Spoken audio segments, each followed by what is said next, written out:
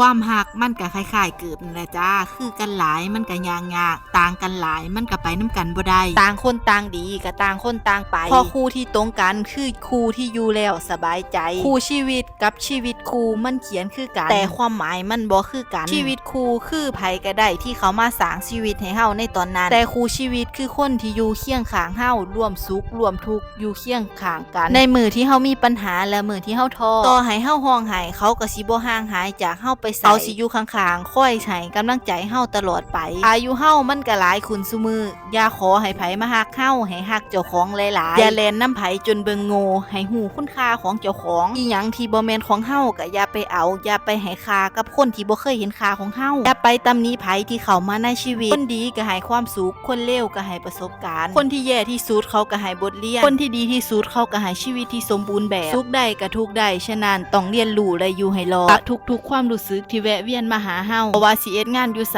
สิ่งที่ขาดบ่ได้ก็คือความอดทนบ่ว่างานหรือคนก็ต้องใส่ความอดทนคือกันนั่นล่ะสิอยู่รอดงานก็เฮ็ดให้เมื่อยกายส่วนคนก็เฮ็ดให้เมื่อยใจเกรงใจให้ถือคนอดทนให้ถือเรื่องถ้าให้ไผมาเอาเปรียบเพราะความใจดีใช้ชีวิตของเฮาให้ดีบ่นินทาว่าร้ายคนอื่นไผนินทาว่าร้ายเฮาก็บ่ต้องไปสนใจบ่ต้องไปเก็บมาคิดชีวิตเป็นของเฮาใส่ให้มันมีความสุขเป็นอย่างมาก